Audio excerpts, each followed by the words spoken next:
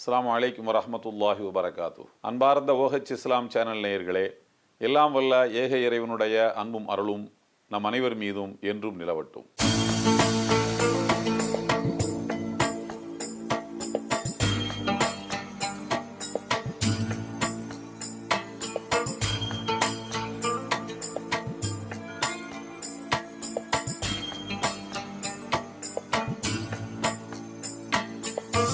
அல்லாஹு அக்பர்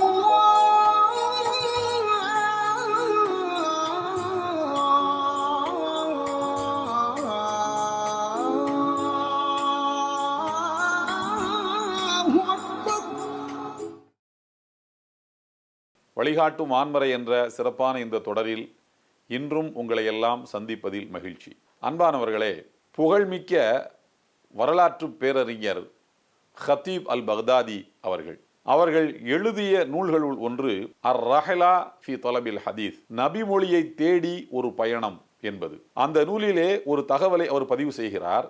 அபு அப்துல்லா அல் காசிம் பின் சலாம் என்கின்ற ஒரு நபிமொழி துறை வல்லுனர் அவர் கூறினாராம், கசத்துல் பசரா லி அஸ்மாஇல் ஹதீஸ் மின் ஹம்மாத் பின் ஸைத். ஹம்மாத் பின் ஸைத் என்கின்ற புகழ்மிக்க ஒரு மாமேதை ஈராக் நாட்டினுடைய பசராவில் வாழ்ந்து கொண்டிருந்தார். அவர்கள் மிகச்சிறந்த நபிமொழி துறை வல்லுனர். அவரிடம் நேரடியாக சென்று அவர் வைத்திருக்கக்கூடிய நபிகள் நாயகத்தினுடைய பொன்மொழிகளை கேட்டறிந்து அதை பதிவு செய்து வைத்துக் கொள்ளலாம் என்கிற ஆர்வத்தில் நான் ஈராக் நாட்டுக்கு சென்று பசரா நகரத்துக்குள்ளும் சென்றேன். அங்கே சென்றால் எனக்கு மக்கள் எல்லாம் தகவல் சொன்னார்கள், அவர் கொஞ்ச நாளைக்கு முன்னால் தான் இறந்து போய்விட்டார் என்று சொன்னார்கள். நான் ஆசைப்பட்டு மிகுந்த சிரத்தை எடுத்து பல சிரமங்களை தாங்கி இந்த நெடிய பயணத்தை மேற்கொண்டு வந்து ஏமாந்து போய்விட்டேன் என்று சொல்கிறார் அபு அப்துல்லா அல் காசிம் பின் சலாம் அவர்கள். அன்புக்குரியவர்களே, இப்படித்தான் நாம் நம்பி காத்திருக்கக்கூடிய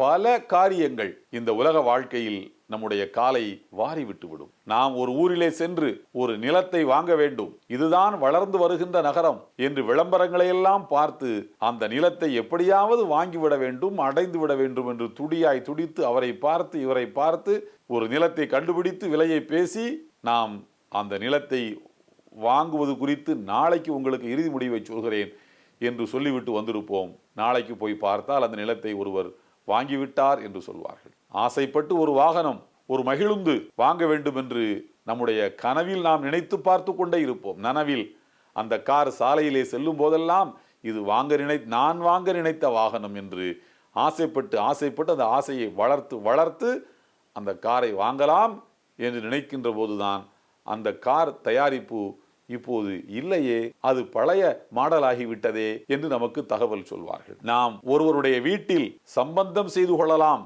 என்று நினைத்து ஆசைப்பட்டு காத்திருப்போம். பார்த்தால் அந்த சம்பந்தம் செய்ய முடியாதபடிக்கு அந்த மாப்பிள்ளைக்கோ பெண்ணுக்கோ வேறு எங்கேயாவது திருமணம் பேசி நிச்சயித்து முடித்திருப்பார்கள்.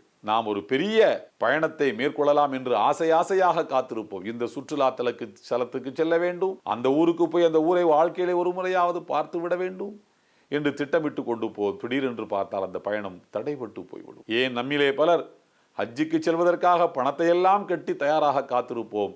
அப்போது பார்த்தால் ஏதாவது உடல் நலக்குறைவு ஏற்பட்டு செல்ல இயலாத நிலைக்கு நாம் ஆளாகி விடுவோம். அன்புக்குரியவர்களே, வாழ்க்கை என்பது இப்படித்தான். நாம் நினைத்தவற்றையெல்லாம் நடத்தி முடிக்கக்கூடிய வாய்ப்பை நமக்கு வாழ்க்கை பாதைகள் வழங்குவதில்லை. பல நேரங்களிலே நாம் நினைத்ததை அடைய முடியாமல் தோற்று போய் விடுகின்றோம். புகழ்மிக்க ஒரு பொன்மொழி உண்டு அரபு மொழியிலே, மஹுமா சுபிக்த ஃபலா துஸ்பகன்ன இல தக்வா. நீ அடைய நினைத்த ஒன்று உனக்கு கிடைக்காமல் போயிருக்கலாம், நீ அடைய முயற்சித்து தோற்று போயிருக்கலாம். ஆனால் அந்த தோல்வி இறை அச்சத்தை அடைய விடாமல் உன்னை தடுத்து விடக்கூடாது.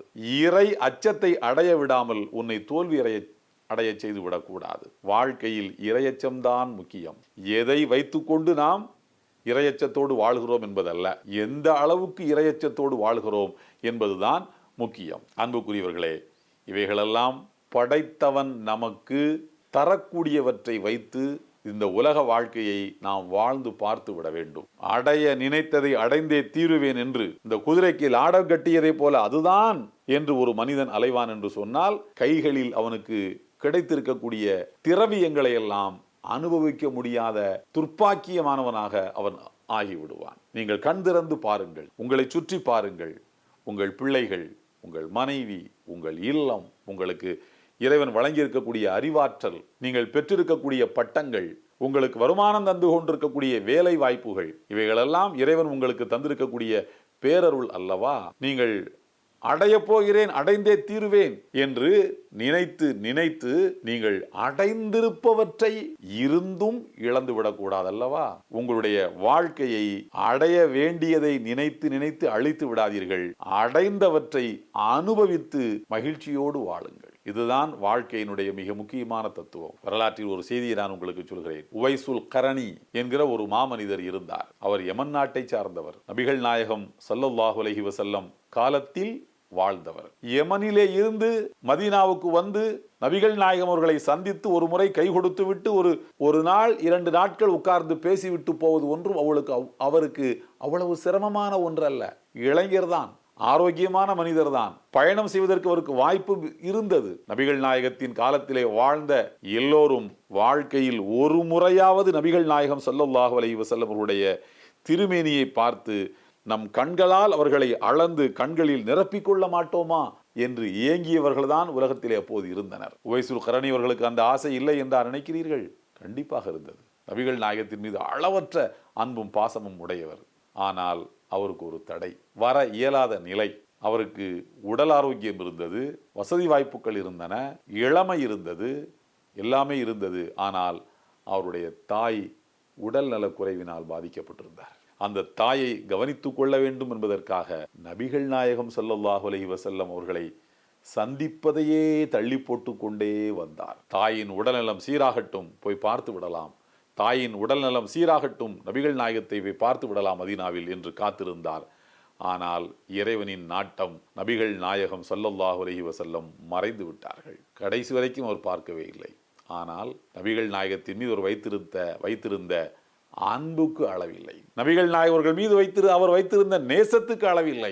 எந்த அளவிற்கு என்று சொன்னால், நபிகள் நாயகம் ஸல்லல்லாஹு அலைஹி வஸல்லம் அவர்கள் தன்னை சுற்றி இருக்கக்கூடிய தோழர்களிடத்திலே சொல்லி சென்றார்கள், உவைசுல் கரணி என்ற ஒரு மனிதர் இருக்கிறார், அவர் யமன் நாட்டில் இருக்கிறார். தன் சொந்த தாயை அவர் கவனித்துக் கொள்ள வேண்டிய கட்டாயம் அவருக்கு இருந்ததன் காரணமாகவே என்னை வந்து அவர் சந்திக்காமல் இருக்கின்றார். அவரை யாராவது எனக்கு பிறகு சந்திக்கக்கூடிய வாய்ப்பை நீங்கள் பெறுவீர்களானால் அவரிடம் உங்களுக்காக பிரார்த்தனை செய்யும்படி கேட்டுக்கொள்ளுங்கள் என்று சொன்னார்கள். அப்படியானால் அவர் எத்துணை இரையச்சம் மிக்கவர். நபிகள் நாயகத்தை பார்க்கும் வாய்ப்பை இழந்து விட்டேன் என்று இழந்ததை நினைத்து அவர் கவலைப்பட்டு கொண்டிருக்கவில்லை.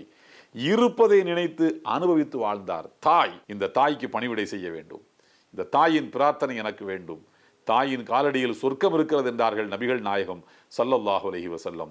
இந்த தாய் எனக்கு கிடைத்திருக்கிறார் என்று கிடைத்ததை வைத்து நன்மைகளை குவியல் குவியலாக ஈட்டிக் கொண்டார். இப்படித்தான் வாழ்க்கை நமக்கு எதை தருகிறதோ, இறைவன் நமக்கு எதை தருகிறானோ அதை வைத்துக்கொண்டு மகிழ்ச்சியோடு வாழ பழகிக் கொள்ள வேண்டும்.